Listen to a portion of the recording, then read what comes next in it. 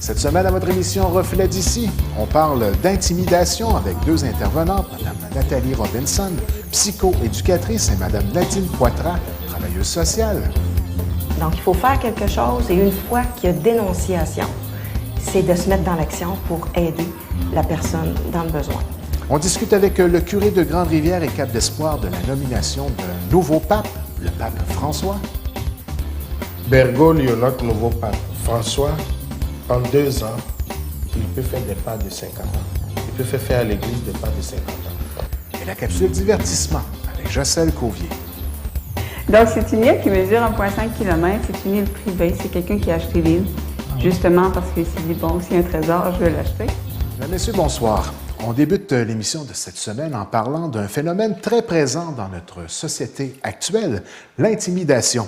Comment bien comprendre le phénomène, savoir bien l'identifier et surtout bien réagir lorsqu'on est témoin ou victime d'intimidation. Pour en savoir plus, regardons l'entrevue qui suit. Eh bien, Mesdames, Messieurs, nous recevons maintenant en studio Mme Nathalie Robinson, psychoéducatrice pour la commission scolaire Rocher-Percé, et Mme Nadine Poitras, travailleure sociale à la polyvalente de Grande-Rivière. Alors, bonsoir à vous deux. Bonsoir. Bonsoir. Vous allez bien? Oui. Alors, la raison de notre rencontre aujourd'hui, on veut faire de la sensibilisation sur la violence et l'intimidation. Alors, on va débuter peut-être en discutant un peu de texte de loi, comment interpréter un texte de loi bien précis. La loi 56, elle consiste en quoi? C'est ça. Dernièrement, on a entendu beaucoup parler de la loi 56 ou de l'intimidation dans les médias. Donc, la loi 56 a été amenée par la ministre Beauchamp en février 2012, puis est descendue dans les écoles en juin 2012. Elle a été mise en place spécifiquement pour traiter et combattre la violence et l'intimidation dans les écoles. Cette loi-là amène prioritairement les bonnes définitions. Définition de l'intimidation, définition de la violence, définition des conflits. Amène aussi des obligations d'agir au milieu scolaire, mais aussi d'agir rapidement. Donc, il faut faire quelque chose et une fois qu'il y a dénonciation, c'est de se mettre dans l'action pour aider la personne dans le besoin. Alors, pour bien comprendre là, exactement le sens de la loi, c'est important de bien faire la différence entre ce qu'est de l'intimidation et un conflit. C'est bien ça, parce qu'il y a une belle différence à faire, parce que comme Nathalie le disait, dans les médias, on entend beaucoup parler intimidation, sauf que dans les faits, souvent, on peut avoir affaire avec une situation qui est simplement un conflit où on peut le gérer autrement que par une démarche d'intimidation. Donc, de l'intimidation, au sens propre, c'est un acte de violence qui est répété, qui est récurrent, où il y a un rapport de force entre la cible, la victime, et l'agresseur, où aussi s'installe un sentiment de détresse chez la victime, étant donné le rapport de force qui est inégal. Tandis qu'un conflit, lui, c'est présent tout au long de notre vie. On a affaire avec des conflits tout le long de notre vie d'adulte ou d'enfant. C'est aussi la différence qu'il y a, c'est qu'il n'a pas de rapport de domination, c'est d'égal à égal. Et on peut aussi gérer le conflit par une bonne communication ou une médiation. Donc, ce qui est vraiment important dans la différenciation entre l'intimidation et le conflit, intimidation, on pense à acte de violence répété avec un rapport de force inégal, tandis que le conflit, c'est un rapport de force égal où on peut gérer ça avec une bonne communication. Bien important de faire la différence entre les deux. Puis un conflit peut être aussi, en général, d'une divergence d'opinion. Oui. Il y a plusieurs formes aussi de violence et d'intimidation, les plus fréquentes que l'on peut voir directement sur le terrain. Là. Bien, je vous dirais qu'il y a des formes, on peut les mettre en 4 catégories. Oui. Là. On s'entend que c'est souvent l'intimidation ou la violence, ça semble être des gestes anodins, mais quand il y a les caractéristiques que je vous ai nommées tout à l'heure au niveau de l'intimidation, ça prend vite un chemin, des insultes ou ces choses-là, puis là, ça devient de l'intimidation. Fait qu'on peut les mettre en 4 grandes catégories. Là. Je vous dirais, il y a la violence psychologique, physique. On va commencer par la physique, celle qui est plus visible. Donc, ça peut être des coups de pied, des coups de poing, tirer les cheveux. Ça, c'est directement à la personne elle-même qui va le subir, mais ça peut être aussi en lien avec la propriété de la personne, lui voler ses biens, vandaliser ses biens pour lui faire du mal. Donc, on peut considérer ça comme de la violence physique. Il y a aussi la violence verbale. Ce qui est la violence verbale, on parle d'insulter quelqu'un, de le menacer, de le battre, de faire des blagues cruelles, tout ce qui va aller au niveau vraiment... La communication. Communication. Celle qui est sociale, c'est quand on va parler de rejet. On va exclure quelqu'un d'une activité, on va l'exclure d'un groupe d'amis, on va l'ignorer. On parle de la violence sociale, qui a toujours un aspect psychologique dans le fond. Peu importe de quelle violence on va parler, il va toujours y avoir un impact psychologique chez la victime. Puis, dans cette violence verbale-là, on pourrait aussi rentrer tout ce qui est injure discriminatoire. Quand on parle d'une différence par rapport au poids, par rapport à la grandeur, par rapport à un handicap, par rapport à l'ethnie, ça peut être considéré comme des injures discriminatoires parce qu'on va prendre cette différence-là pour instaurer de la violence ou avoir un manque de respect, dans le fond. C'est un peu ça. Puis, celle que je viens de vous parler, qui est la violence verbale et sociale, on peut la transférer dans l'univers du cyberespace. Vous savez, c'est quoi, on entend beaucoup parler. Il y a tous ces actes-là, c'est ça, se font aussi dans le cyberespace, c'est-à-dire tout ce qui est technologie. Les cellulaires, tout ce qui est médias sociaux, Facebook, MSN, courriel, tout se fait là. Mais il ne faut pas oublier aussi que dans la violence, la cyberintimidation, on entre aussi tout ce qui est photo, qui est publié à l'insu de la personne, parce qu'il ne faut pas oublier qu'il faut donner son autorisation de faire une publication de photos. Souvent, les jeunes, ils vont se poser entre eux autres, envoyer ça sur Facebook. Des fois, ça n'a aucune incidence, mais des fois, ça peut être repris, puis faire des montages, puis c'est là que l'intimidation entre, puis il y a des dénigrements, ces choses-là. Donc, ça fait partie de la cyberintimidation. La dernière partie, c'est celle qui est sexuelle. Donc, on parle de commentaires à caractère sexuel, de dénigrement, on parle de commentaires homophobes, des blagues homophobes sur l'orientation sexuelle. On parle aussi d'incitation au dévoilement de soi, ça veut dire « Ah, montre-moi un peu de ta peau, tes épaules », il faut faire attention à tout ça. Puis ça peut être aussi tout simplement quelqu'un qui est en train d'agacer, mais qui répète souvent, qui essaie de baisser les culottes de quelqu'un. On parle de violence sexuelle. Dans le fond, c'est à peu près les 4 grandes formes de violence qui existent où on peut les mettre en catégorie.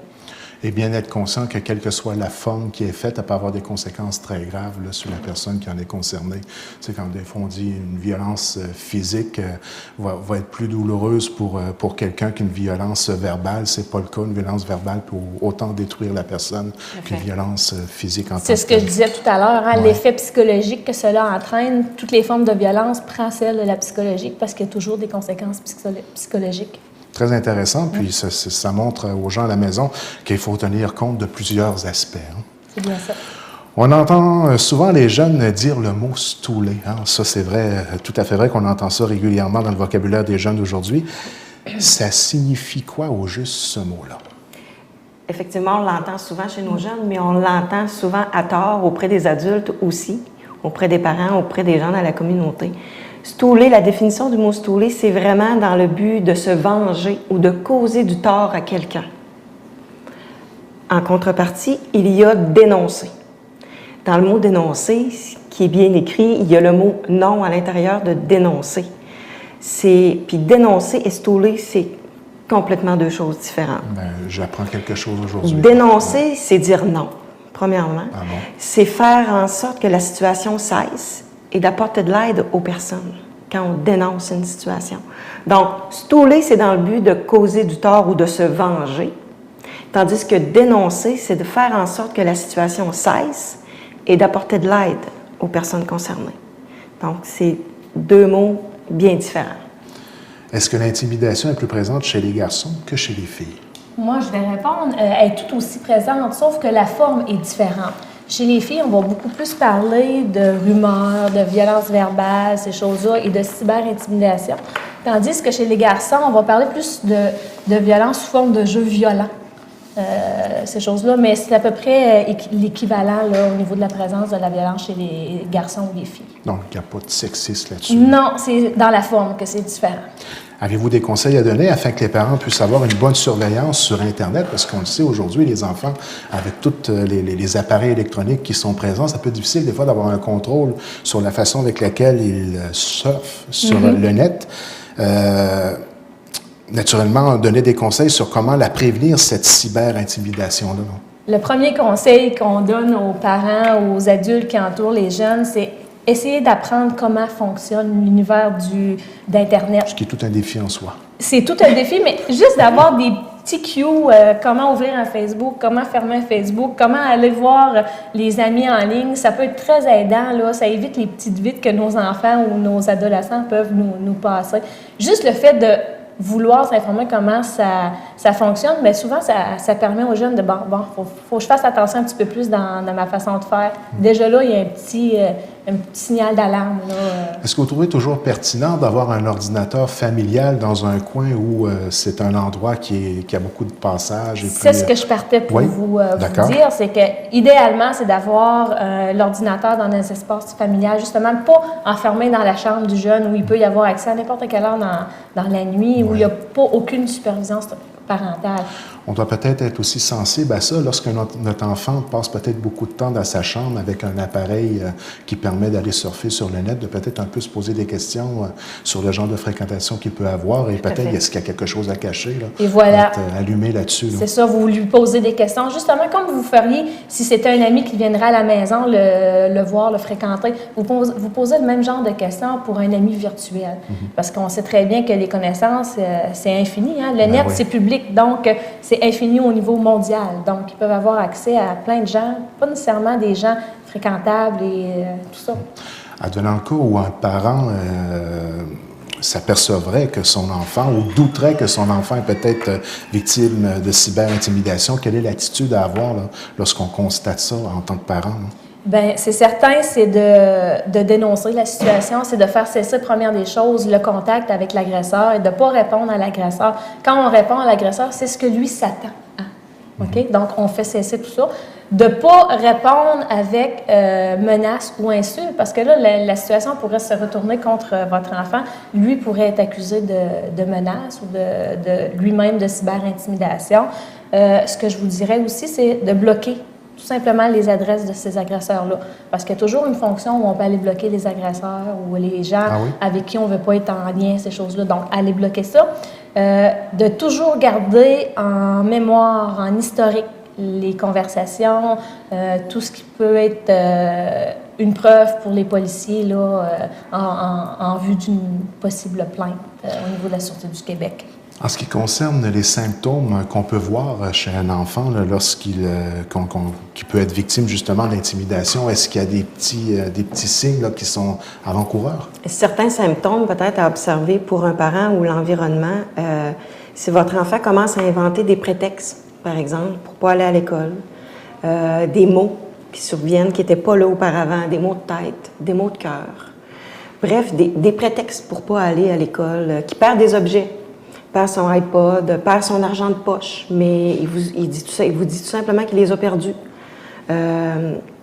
S'il y a une diminution au niveau de la motivation scolaire ou du rendement académique aussi, au niveau des changements au niveau du sommeil, au niveau de l'appétit aussi, plus ou moins d'appétit, plus ou moins de sommeil, par exemple. Si, par exemple, vous vous rendez compte qu'au niveau social, il s'isole, votre enfant s'isole de plus en plus, qu'il y a peu ou pas d'amis près de lui, il évite les questions que vous lui posez. Tout ça pourrait être des symptômes ou des caractéristiques qui pourraient annoncer une problématique. Et là, on parle d'intimidation, mais ça pourrait... Un enfant qui a des comportements comme ça, c'est pas seulement dû à de l'intimidation, ça pourrait être dû à autre chose aussi, à des symptômes dépressifs ou d'anxiété. Mais le but, c'est d'être alerte à ces changements de comportement-là et de questionner leur enfant à ce sujet-là. Donc, être très attentif. Absolument. Et si on voit, quel que soit le symptôme qu'on vient de nommer, eh bien, de ne pas attendre que ça s'accumule, parce que plus qu'on va attendre, souvent, bien, les symptômes vont s'ajouter. Puis c'est pas de faire l'autruche, hein, parce que des fois, par crainte ou des résultats, on pourrait éviter de poser des questions en se disant « Ah, c'est l'adolescence, ça va passer », mais peut-être pas.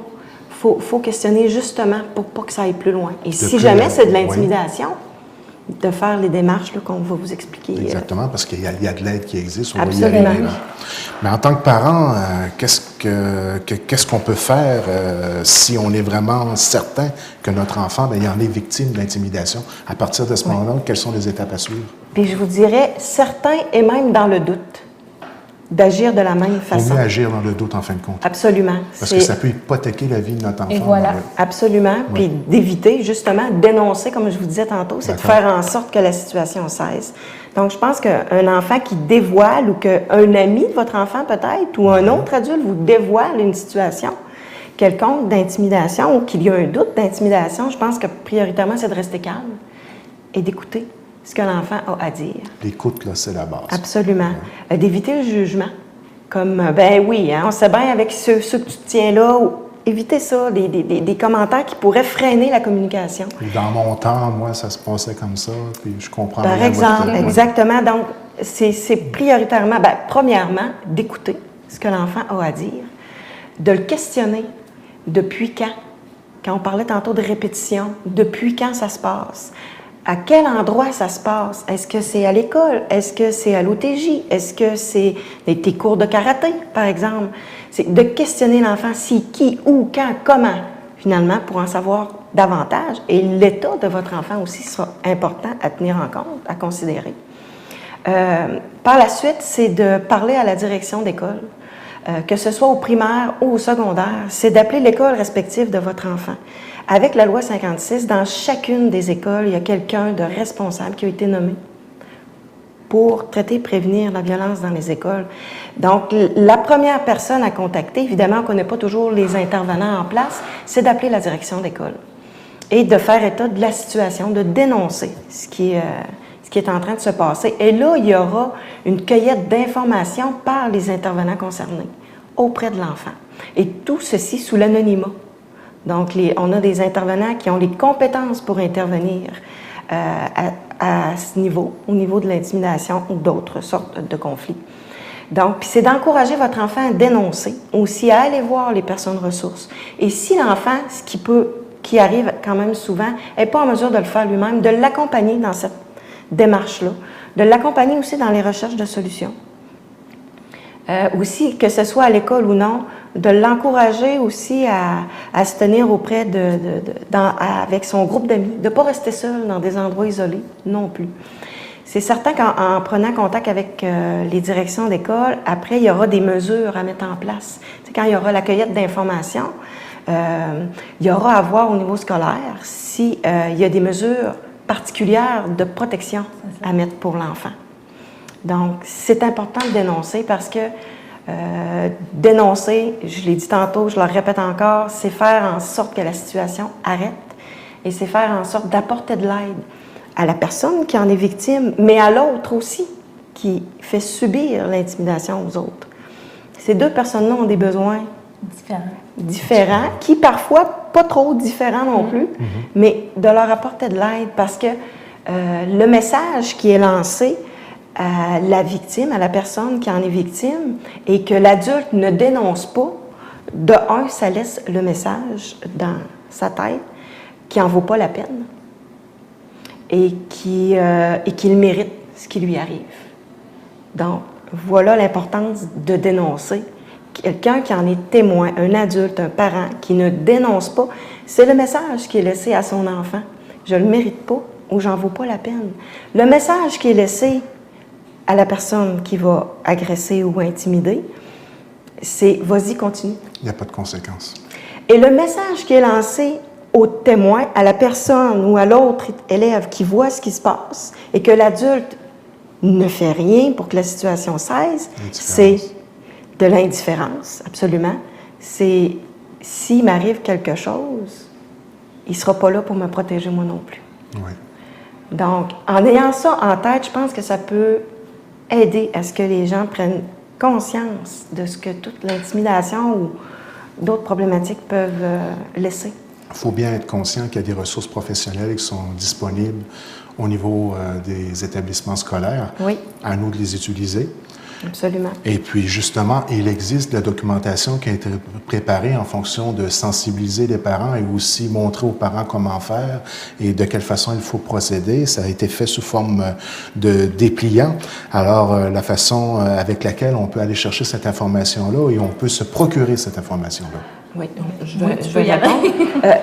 Peut-être ajouter une petite chose, c'est que dans toutes les écoles, que ce soit à l'école secondaire de Grande-Rivière et toutes les écoles primaires satellites, il y a des billets de dénonciation. Ah oui?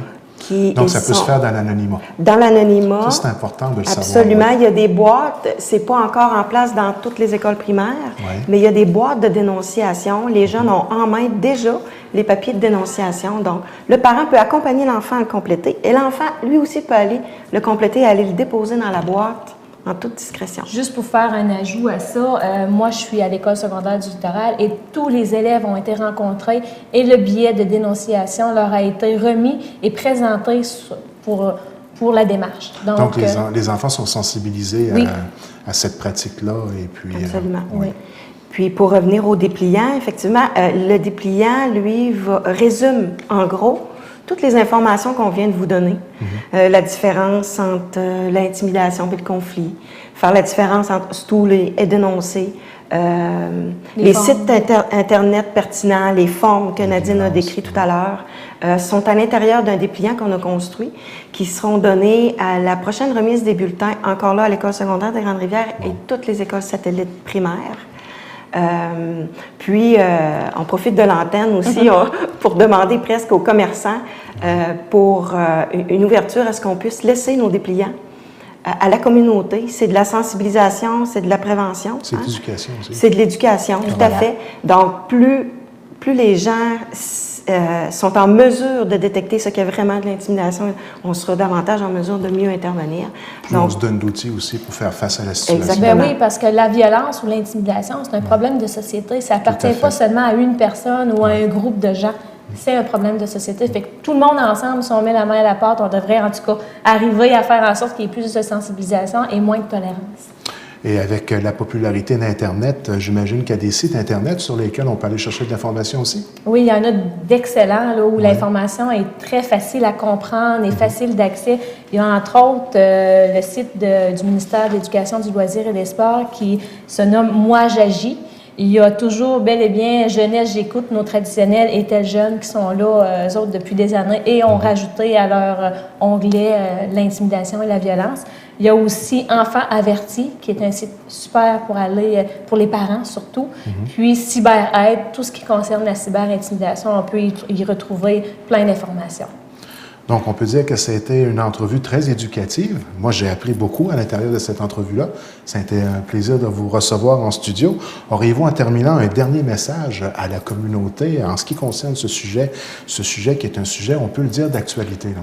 Absolument. Oui, on a le message, je pense, prioritaire, c'est de ne pas rester seul avec ça. C'est de ne pas rester seul, c'est d'énoncer, c'est d'appeler. Dans le doute, appeler les ressources disponibles pour voir si effectivement, qu'est-ce qu'on peut faire pour vous. Puis, il ne faut pas se gêner. On est là pour ça. Puis dénoncer, c'est de reprendre le pouvoir sur la situation, c'est d'arrêter d'être victime et de reprendre du pouvoir sur notre vie, notre situation, de la reprendre en main. Alors, soyons tous solidaires de cette cause-là. Oui. Merci beaucoup. Merci à vous. La semaine dernière, l'Église catholique a élu un nouveau pape. On en discute avec M. Serge Tidjani, curé de Grande-Rivière et Cap-d'Espoir. Eh bien, mesdames, messieurs, nous recevons maintenant en studio cette semaine M. Serge Tidjani, curé de Grande-Rivière et Cap-d'Espoir. Et je suis très chanceux de l'avoir à l'émission Reflet d'ici cette semaine pour parler d'un événement très important qui vient tout juste d'arriver dans l'actualité du monde de la religion catholique. Nous avons maintenant un nouveau capitaine de bateau, un nouveau pape qui s'appelle le pape François. Et avec M. Serge, je vais discuter un peu de cette nouvelle nomination et de ce qui peut peut-être attendre notre Église dans un futur proche ou lointain. Alors, bonsoir, M. Serge. Bonsoir, Mirko, et bonsoir à vous tous, vous toutes qui avez, je suppose, comme moi, suivi cet événement de la démission de Benoît XVI, de tout le vide qui a séparé le conclave, du conclave lui-même et de l'apparition, c'est comme ça que je dis, de notre nouveau pape François. Pour ne pas faire de jeu de mots pour tous ceux qui ont suivi ça de façon religieusement. Hein? Vraiment. Et puis les médias étaient là pour aider le monde à vraiment suivre. Je pense que nous avons vu là comment, avec les médias, on peut aussi faire de très bonnes choses. Et on voulait vraiment avoir un pape qui était un peu plus proche des médias en tant que celui-là, mais peut-être débuter, simplement avoir votre avis. Ça a quand même été surprenant qu'un pape démissionne. J'aimerais peut-être avoir votre avis là-dessus avant d'aller vers la nomination de François. Ça a été surprenant, justement, la démission de Benoît XVI, Joseph Ratzinger, parce qu'on n'était plus habitué à ça. On n'était plus habitué à voir un pape démissionner. Parce qu'on parle de plusieurs centaines Le d'années. dernier à avoir démissionné, il y avait 600 ans moins un jour. Exactement. C'était quand je dis 600 ans moins un jour. Et en fait, si lui, il avait démissionné, c'est qu'il avait été forcé à démissionner. Puis quand tu regardes la totalité de l'histoire de l'Église en 2000 ans, c'est à peu près un total de 8 papes qui ont démissionné. Mais il y en a 3 dès le début qui ont démissionné pour raison de persécution. Au 3e, 4e siècle, on les avait emmenés dans les carrières et ils ont dû démissionner pour que ça ne réagisse pas. Mais un seul a fait ce que Ratzinger vient de faire, c'est Célestin V. C'est-à-dire, il est nommé pape, c'était correct, il n'y avait pas de chicane. Mais après 8 mois, même pas après 5 mois, il s'est rendu compte que non, cette affaire, je ne suis pas capable. Puis il a rassemblé les juristes, il dit, est-ce que je peux démissionner? Les juristes lui ont dit, oui, tu peux bien. Et il a donné sa démission.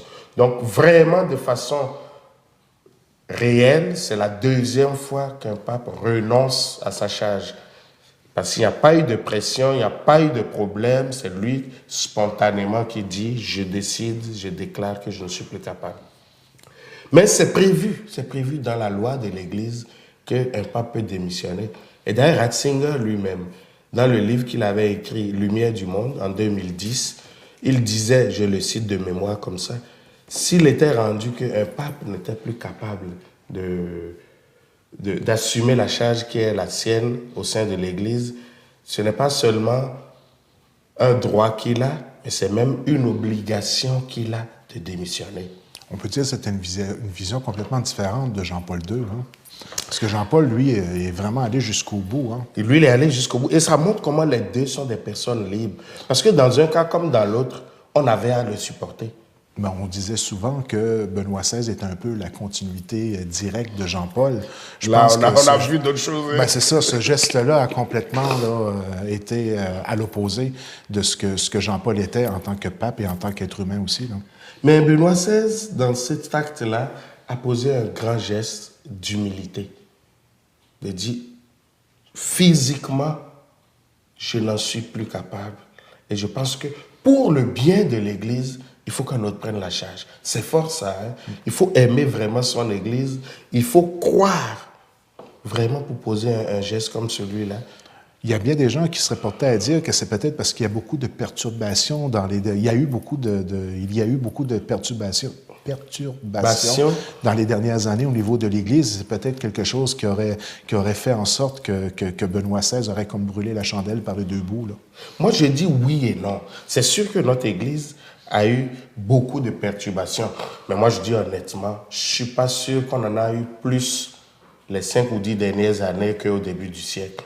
Mais on a peut-être beaucoup plus braqué la caméra sur nos perturbations. Puis on connaît la force des médias aussi aujourd'hui.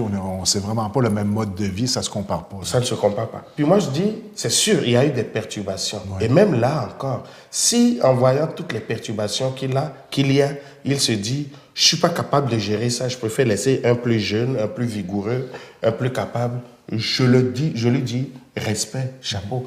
Mais moi, je pense que ce qui a... Et d'ailleurs, le cardinal Ouellet l'a révélé plus ou moins. Ce qui a conduit le pape Benoît XVI à quitter, c'est vraiment sa santé. Parce qu'il semble que quand il a fait le dernier voyage vers le Mexique et qu'il est revenu, on lui a dit, vous ne devriez plus faire des voyages transatlantiques. Or, il y a les Journées mondiales de la jeunesse qui s'en viennent là. Où il va se retrouver au Brésil, décalage horaire, long voyage. Événement auquel on fait beaucoup référence. On fait référence. Moi, je pense qu'au regard de tout ça, et puis c'est 86 ans. Oui, je comprends, oui. Je pense que nos personnes âgées à 86 ans à la maison, si on voyage encore, c'est pour des vacances. C'est pas pour des voyages de travail et d'affaires en général. Donc je me dis, il avait atteint son quota.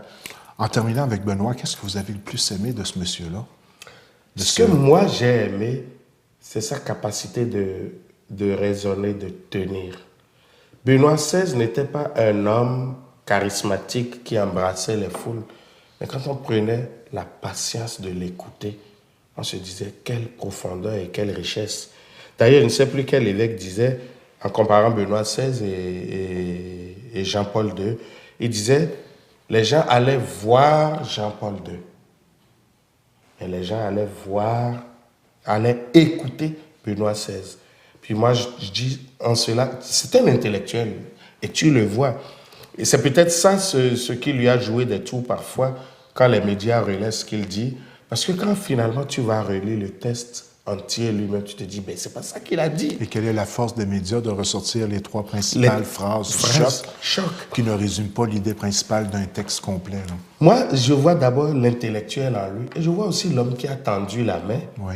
Parce qu'avoir eu l'audace d'appeler les gens aller prier dans une mosquée, on n'a jamais vu ça. Oui. Inviter les juifs, aller ici et là. Et même dans l'église catholique, ces catholiques qui étaient séparés depuis Vatican II, avoir tenté quand même de leur tendre la main et de dire, ben, on peut faire la paix. Moi, l'œcuménisme, tout ça, je pense que en 8 ans, on a fait un bout de chemin avec lui. Donc, beaucoup de respect pour le travail qui a été fait. Je le respecte beaucoup. Oui. Et maintenant, on en arrive maintenant avec un pape, et certains sont portés déjà à dire, étant donné l'âge qu'il a, je crois 76 ans, 76 ans. que ce serait encore un pape de transition. Êtes-vous d'accord avec ce fait-là? Moi, là... Cette présentation-là? Le mot de transition avec un pape... C'est toujours le cas? J'ai toujours dit, j'en fais plus. Ah non? Parce que quand nous disons transition, c'est nous qui décidons qu'il va être un pape de transition. Ben, on dirait qu'il y aurait comme une croyance au niveau médiatique, là, entendons-nous, qu'en prenant des papes d'un âge respectable à partir de 76 ans, ben, c'est comme si on se disait, il ne sera pas là pour longtemps. Il ne va pas rester longtemps. Exactement. Pourquoi pas en prendre un de 55 ou de 50? C'est pour ça qu'on parle de pape de transition. C'est d'ailleurs dans l'Église que le terme a été créé. Ce qui est arrivé souvent... Donc, ça a été créé par l'Église, pas par les médias. Non. Bon, donc, il faut qu'ils vivent avec les conséquences. C'est ça. Parce que ce qui était arrivé, il y a eu dans l'Église parfois de longs pontificats, 15, 20, 30 ans. Alors, un pape, un boss que tu as eu comme ça toutes ces années, ça essouffle. Alors, si tu mets un jeune tout de suite, tu te dis, ça va être encore long. Alors, souvent, quand on finissait un long règne, j'en parle le mot règne exprès, quand on finissait un long règne de pape, on mettait quelqu'un de vieux là pour dire, on va respirer un coup avant de reprendre la route. Et c'était là que le pape de transition était venu, c'est-à-dire, il va gérer les affaires courantes. C'est ce qu'on a voulu faire de Benoît XVI. Oui. Mais après 8 ans, il était encore là. S'il n'avait pas démissionné, il aurait été encore là. Puis il y a encore beaucoup de gens qui sont capables de vivre jusqu'à le 100 ans aujourd'hui. Jusqu'à le 100 ans. Donc, il faut faire attention quand même. Puis moi, je dis, transition, je reprends une phrase de la Bible où on dit, pour le Seigneur, un jour, c'est comme 1000 ans. Et 1000 ans, c'est comme un jour. Parce que l'événement d'un pape, d'un conclave, c'est un événement d'église, c'est un événement de foi. Et moi, je dis, Bergoglio, notre nouveau pape, François, en 2 ans, il peut faire des pas de 50 ans. Il peut faire à l'église des pas de 50 ans. Alors, la longueur de son pontificat, pour moi, n'est plus un problème. C'est pas significatif de la tâche qu'il pourrait effectuer au sein de l'église. Parce qu'il y a la part de Dieu et il y a la part de ceux qui l'entourent et qui travaillent avec lui. Et en cela, moi, je dis, qu'il fasse 1 an, qu'il fasse 10 ans, il fera sa part de chemin et il aidera l'Église à avancer davantage dans le monde, à avancer davantage vers Dieu. Et lorsqu'on parle du nouveau pape François, on parle vraiment d'un homme qui vient peut-être d'un milieu différent, beaucoup plus proche des pauvres. On relate ça dans les médias. Un homme qui aurait aussi un mode de vie assez différent de celui de Benoît ou de Jean-Paul. Austère et ascétique. Oui. Jorge Mario Bergoglio, puis c'est comme ça qu'on l'appelle, il est originaire d'Italie, mais ses parents ont immigré en Argentine. Oui. En Argentine, puis lui, il est né, je dirais, première génération d'Argentins. C'est un jésuite. Il a immigré aux États-Unis par la suite, c'est ça? Non, non. Non? Il est resté, il est toujours argentin. Donc, il est argentin. Il est argentin. D'accord. C'est un jésuite. Il prend le nom de François, c'est tout un programme. Un programme qui montre comment l'homme est conséquent envers lui-même. Vous savez, on dit qu'il a vendu son archevêché. À Buenos Aires, la capitale de l'Argentine, là, il a vendu son archevêché parce que c'était trop riche, c'était trop grand pour lui. Il vit dans un appart comme tout le monde. Exactement. Oui. Pour que l'argent puisse servir au Pas de cuisinier, il se fait manger lui-même. Il se fait lui-même sa cuisine. Là, il va devoir changer. Il va au travail en autobus et en métro. Nous avons tous des autos, des limousines, c'est un évêque, un cardinal déjà là-bas. Il n'a pas peur de dénoncer les inégalités sociales. D'ailleurs, il est un problème pour le gouvernement argentin. Il a été un problème pour le gouvernement argentin. Maintenant, ça va changer peut-être. Parce que c'est lui qui attaquait les inégalités. Alors, avec tout ça, et il a dit, quand il a rencontré les médias la dernière fois, il disait, quand le conclave était en train de finir et qu'il voyait que ça allait être lui, le cardinal Yumes, brésilien, qui était à côté de lui, lui a soufflé à l'oreille, « N'oublie pas les pauvres ». Et que c'est cette phrase-là qui lui a fait réaliser qu'il va choisir le nom de François. Alors, tu vois un homme austère comme ça, qui n'est pas un homme de carrière.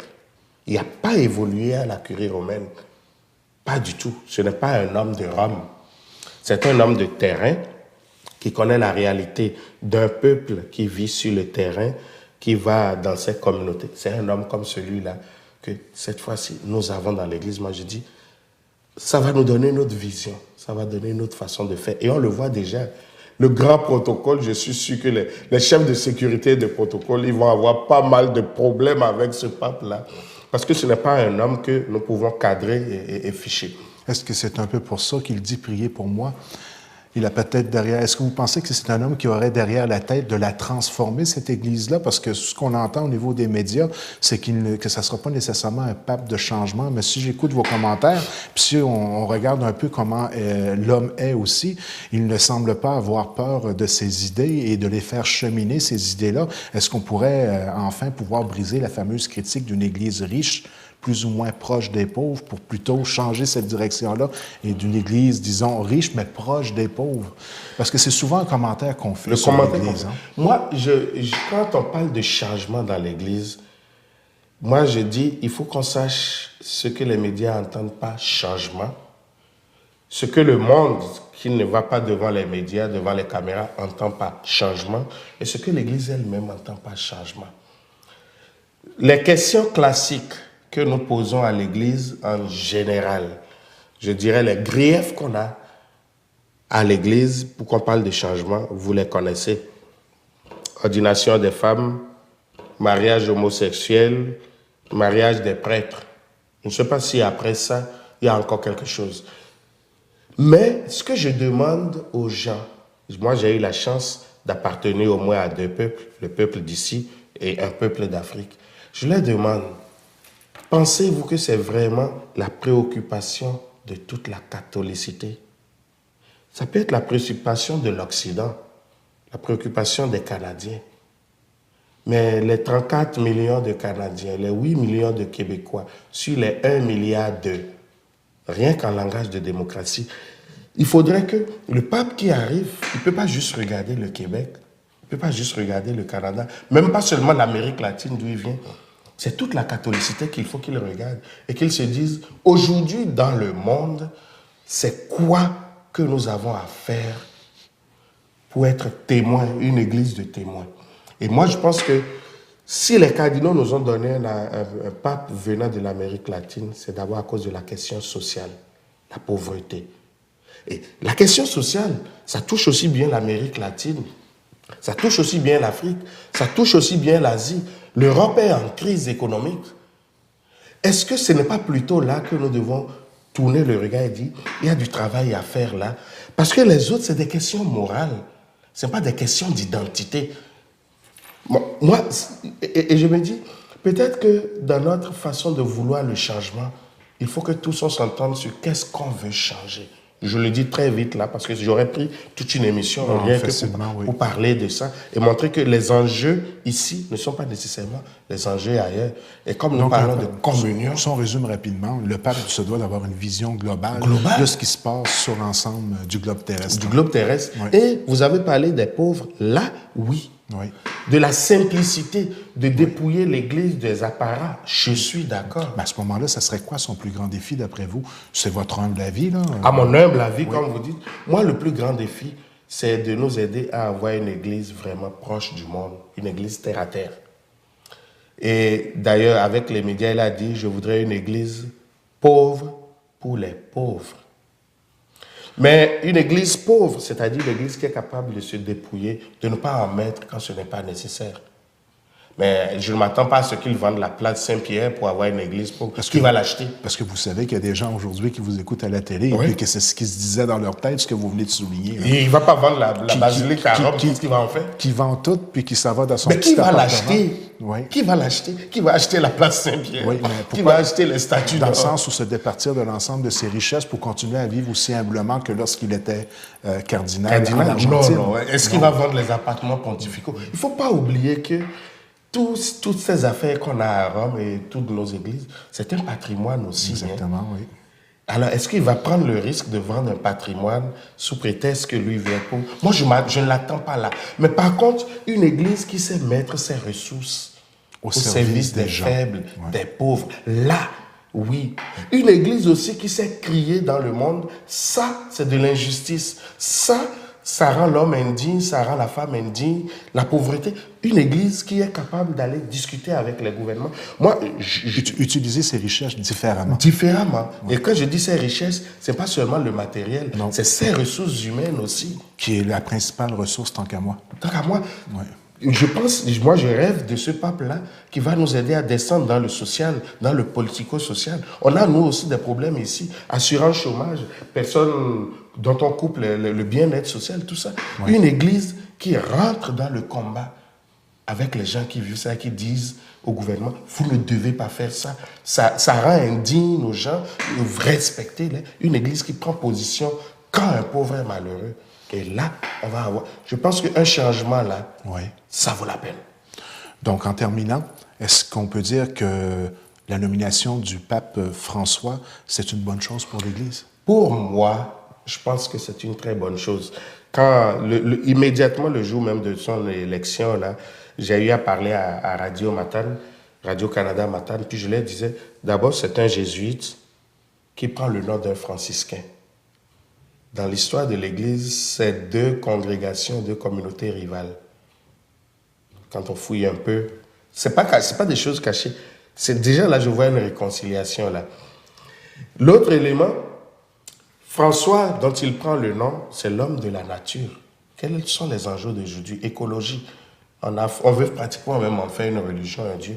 François qui parlait aux oiseaux, peut-être un jour on lira le beau poème de François pour la nature, qui loue la nature.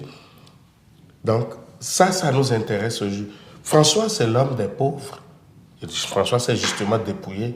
Et François aussi, c'est un missionnaire.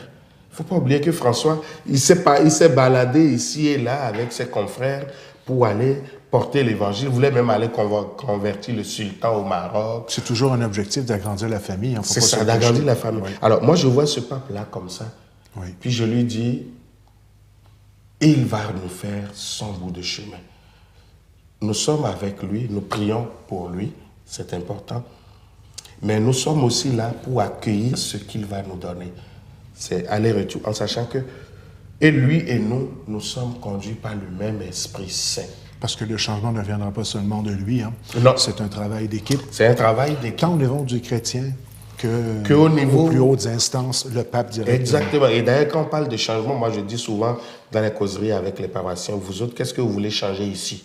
Là, à Grande Rivière, à Cap d'Espoir, à Chandler, ici, là, qu'est-ce que vous voulez changer? Il ne suffit pas de demander à l'Église de changer, mais nous, qu'est-ce qu'on veut changer? Ça rappelle un peu la fameuse phrase de Kennedy. Hein? On ne te demande pas ce que tu peux faire, mais plutôt ce que toi tu peux Toi, faire. tu peux faire. Oui. Merci beaucoup d'avoir accepté de partager votre opinion avec nous aujourd'hui à l'émission Reflet d'ici. C'est grandement apprécié. Puis je vous dirais que sur les 3 principaux critères qu'on discutait, là, au niveau du mariage des prêtres, au niveau du mariage des homosexuels, Oui, des personnes gays, de l'ordination des femmes. c'est peut-être des sujets qu'on aura peut-être l'occasion à l'intérieur de Reflet d'ici, d'ici la fin de la saison, d'en discuter parce que Avec chacun des critères... plaisir. Oui, c'est ça. Avec Puis plaisir. c'est très intéressant de voir que vous êtes ouvert à en parler. Et puis, encore une fois, je termine en disant merci d'avoir accepté de partager cette opinion avec nous aujourd'hui. Merci beaucoup à vous, Miko, et merci à ceux qui nous écoutent. Et merci aussi à ceux qui travaillent dans l'ombre pour que la télévision communautaire continue.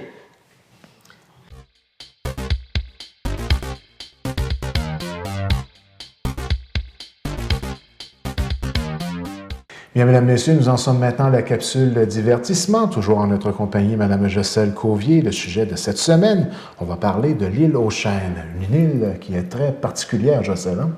Exactement, c'est l'île au trésor la plus connue sur la planète Terre. Et je vais vous confier qu'honnêtement, j'avais aucune idée. J'ai jamais entendu parler de ça. C'est mon père qui avait une émission, puis il trouvait ça intéressant. Puis j'ai dit, je vais faire un petit peu de recherche.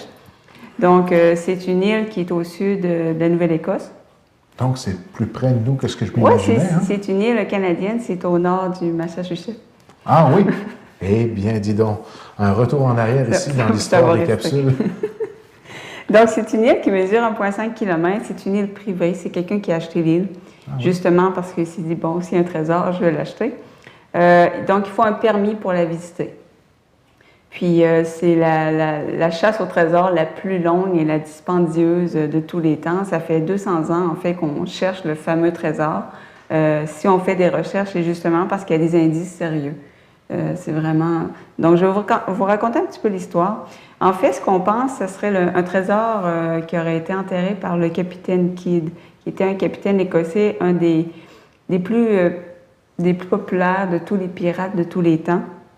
Puis lui, ce qu'il faisait, c'est qu'ils allaient dans les Antilles et à Madagascar. Puis, donc, il prenait les trésors. Puis, théoriquement, on pense qu'il l'aurait enterré, là, justement, à l'île aux Chênes. Donc, on a eu des pirates en eau canadienne. Oh, exactement. Il y avait, à l'époque, là, il y avait quand même pas mal de pirates. Et ils ont réussi, avec le temps, à cheminer jusqu'au gouvernement? Autre dossier. J'ai rien dit.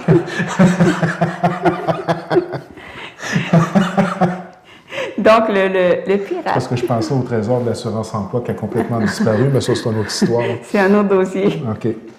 Donc, le capitaine Kidd, lui, il a été pendu en 1701 pour piraterie. Puis, on pense qu'il aurait enterré son trésor là-bas. Ça commence comment? La fameuse théorie, les indices, ça commence en 1795. Il y a 3 jeunes Canadiens qui étaient à la chasse à la perdrix. Puis, sur l'île aux Chênes, à un moment donné, ils vont découvrir comme une espèce de dépression circulaire qui ressemble, si on veut, à une espèce de puits, mais qui aurait été rempli. Puis au-dessus de cette dépression circulaire-là, ils voient sur une branche de chêne en haut une poulie attachée. Donc là, ils se mettent à penser, il y a quelqu'un qui a mis quelque chose dans le trou. Donc, ils commencent à sortir la terre du trou, puis ils commencent à trouver des dalles de pierre. Donc, ils enlèvent les dalles de pierre. Puis sur les murs du puits, lorsqu'ils creusent, sur les parois, ils voient des traces de pioches, comme quelqu'un qui aurait vraiment creusé le trou. Puis la terre, ce qu'ils remarquent, c'est que la terre est moins compactée qu'autour. Un peu comme quand on recouvre un trou, c'est sûr que la terre va être plus lousse, si on veut, là, que l'environnement. Donc, ils creusent, puis 10 pieds plus bas, ce qu'ils trouvent, c'est une plateforme faite avec des billots de chêne. Donc, ils enlèvent la plateforme, ils continuent à creuser, puis à chaque 10 pieds, il y a cette fameuse plateforme-là avec des billots de chêne. Fait que rendu à 30 pieds, là, ils abandonnent là, parce qu'ils sont trop appelés puis il n'y avait pas d'outils très élaborés. Puis ce qu'ils pensent, ce qu'ils commencent à réfléchir, c'est que les fameuses plateformes de chêne serviraient à mieux répartir le poids de la terre. Parce que là, on se met à penser que ça doit être un trou assez profond. Ça continue. En 1804, il y a une compagnie qui entend parler de cette découverte-là, puis eux, ils décident d'y aller, mais vraiment avec des outils plus perfectionnés. Donc, eux, ils continuent à creuser, puis encore une fois, plus qu'ils creusent, à chaque 10 pieds, il y a des plateformes faites de billots de chêne. Puis à 40 pieds, ils découvrent une couche de charbon. À 50 pieds, ils découvrent une couche de ciment. Puis à 60 pieds, une couche de fibres de cocotier. Bon, ben là, évidemment, les cocotiers au Canada, c'est pas une espèce naturelle. C'est clair que ça a été importé là par quelqu'un. Donc, ils décident de continuer à creuser, puis à chaque, encore une fois, 10 pieds, il y a des plateformes. À 90 pieds, eux, ils vont découvrir une dalle, une espèce de grosse pierre avec des inscriptions. C'est une espèce de langage codé. Ils vont la mettre de côté. Puis c'est plus tard que des chercheurs, à force d'étudier la pierre, eux, ils déchiffrent que ce serait écrit sur la pierre « Un trésor de 2 millions de livres est enterré 40 pieds en dessous ». Puis les symboles en tant que tels, ça s'apparente au langage copte, qui est en fait la langue égyptienne ancienne, un peu comme des hiéroglyphes si on veut. Là. Donc, eux, ils continuent leur recherche, puis rendus à 90 pieds, là, à un moment donné, ils vont se coucher. Puis Puis le lendemain, il se rend compte que le puits est rempli aux 3/4. Là, il se demande comment ça que le puits ne s'est pas rempli avant ça. Parce que ça fait quand même assez longtemps qu'il creuse. Puis c'est pendant la nuit que ça s'est rempli. Il décide de creuser un autre puits à côté pour essayer pour aider à siphonner l'eau. Le deuxième puits s'est rempli aussi. C'est que là, à un moment donné, il décide d'abandonner parce que c'est quand même dispendieux. En 1849, on continue les recherches, une autre compagnie, on fait un forage cette fois-ci. Rendu à 98 pieds, c'est assez intéressant, la foreuse, elle traverse une plateforme de 10 cm d'épicéa, qui est une sorte de bois. Ensuite, 12 pouces d'espace vide. Ensuite, elle traverse 22 pouces de métal en pièces, 8 pouces de chaîne, 22 pouces de métal, ensuite une couche de 4 pouces de chaîne, une couche encore d'épicéa, puis finalement une couche d'argile de 7 pieds. Puis quand on remonte la foreuse, on découvre 3 maillons en or d'une chaîne en or. Puis là, on est rendu à 98 pieds. Là. C'était tout un prospecteur, ce pirate-là? Hein? C'est du trop. Ça fait Au que là, pioche pas appel, là? Ben là, pioche pas appel, plutôt. On s'entend que c'est les moyens de l'époque, là, donc... c'est quand même incroyable. Hein? C'est incroyable. Donc, par la suite, on décide, évidemment, c'est une chasse au trésor, il y a plusieurs compagnies qui décident d'essayer de creuser, puis, mais à chaque fois, on essaie là, avec du dynamitage, du forage, mais à chaque fois, ou bien le puits s'écroule, ou bien il se remplit d'eau. Donc, c'est extrêmement difficile d'essayer d'atteindre le trésor. Puis là, on en vient à se dire, les gens qui ont fait cette espèce de cachette-là, c'était bien protégé. C'était vraiment... Ensuite, en 1931, bien là, on continue encore une fois les recherches. Là, on creuse à 127 pieds. On trouve une hache, une pioche, puis une ancre de bateau. C'est assez fascinant. En 1971, là, il y a une compagnie qui achète l'île, puis c'est la compagnie qui a toujours l'île aujourd'hui. Puis là, eux, ils creusent à 235 pieds, puis ils envoient une caméra. Puis ce qu'ils découvrent, c'est une espèce de cave, puis à l'intérieur de la cave, ils découvrent des caisses, des restes humains, une fondation de bois, puis des outils. Incroyable. Là, ils pensent à envoyer des plongeurs, tout ça, mais finalement, c'est trop fragile, puis ça s'effondre avant qu'ils puissent envoyer des gens. Mais déjà, avec la caméra, ils ont vu un peu ce qu'il y avait en dessous. Oui.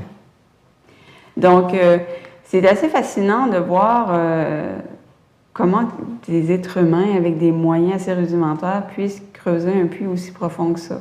Incroyable. Fait que là, on décide à un moment donné aussi d'envoyer la peinture rouge, parce que là, on se demande comment ça que ça se remplit tout le temps. L'eau, elle vient d'où? Puis y a-t-il des tunnels? Puis en envoyant la peinture rouge dans le puits, bien là, finalement, ils voient la peinture rouge sortir à plein de places de l'île.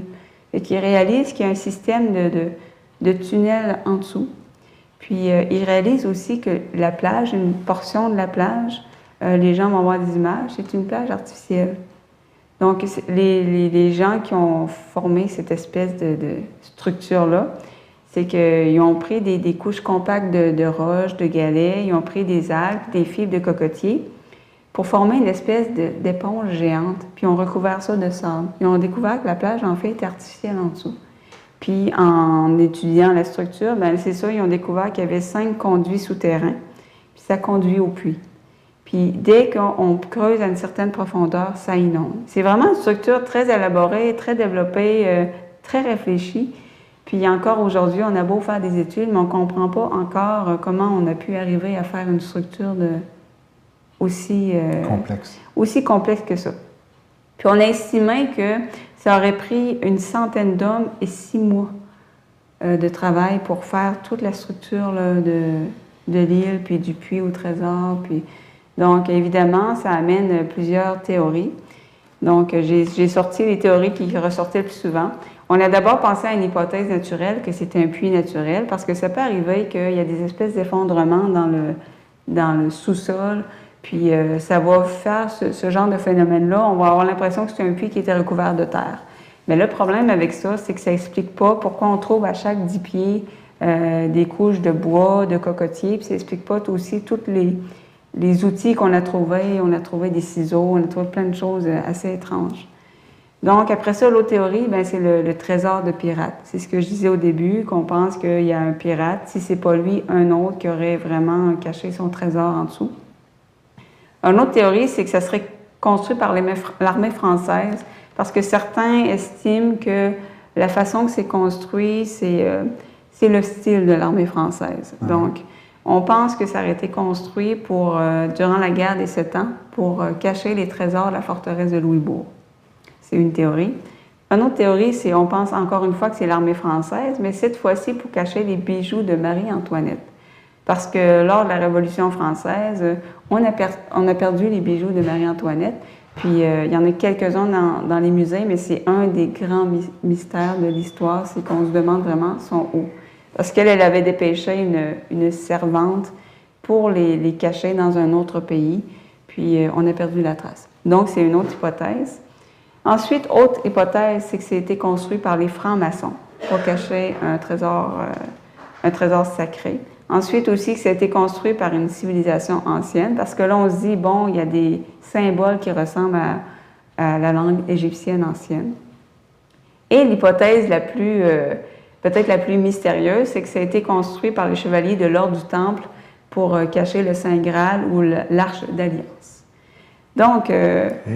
ils n'ont pas manqué leur coup au niveau de l'histoire et du patrimoine global de l'histoire qu'il a raconté là-bas. Hein? Exactement, et c'est assez fascinant. On s'entend tous pour dire, donc même les chercheurs s'entendent tous pour dire, bon, c'est mystérieux. Oui. On ne sait pas qui l'a fait, pourquoi, qu'est-ce qu'il y a en dessous, mais c'est clair, bon, on s'entend que c'est une construction humaine, là, avec tout ce qu'on a trouvé, puis la façon que c'est structuré, le système de canaux aussi. Mais, est-ce qu'il y a une structure touristique tout autour de ça? Non, bien justement, c'est que ça a été acheté par un particulier. Ouais. C'est lui justement qui finance les recherches. Les dernières recherches ont coûté 10 millions. Donc, c'est clair aussi que si quelqu'un prend la peine d'acheter l'île... c'est parce qu'il y croit. Bien, c'est ça. Ouais. Les recherches qu'on trouve dommage, c'est que lui, il fait différentes découvertes, mais pour l'instant, il garde la plupart de ses découvertes secrètes, il fait des rapports, puis bon, il y a l'intention à un moment donné de le mettre au jour. J'imagine aussi c'est peut-être pour éviter le pillage et bon. Mais est-ce qu'on peut aller visiter cette île-là? Pour aller visiter l'île, il faut un permis. C'est possible de le faire, mais avec... Un permis du propriétaire? Un permis, je pense qu'il y a une entente avec le propriétaire, puis c'est sûr que ça appartient aussi au Canada, on s'entend. Okay. Donc, il y a une espèce d'entente, parce qu'à un moment donné, le gouvernement canadien ne voulait plus que ce soit... qu'on creuse tout le temps comme ça, puis là, à un moment donné, il y a eu une entente que le gouvernement permettait de continuer les chasses au trésor. Donc, quelqu'un qui veut visiter l'île, j'imagine, s'adresse au gouvernement du Canada qui a des... prime abord pour avoir le permis, puis par la suite, la permission du propriétaire.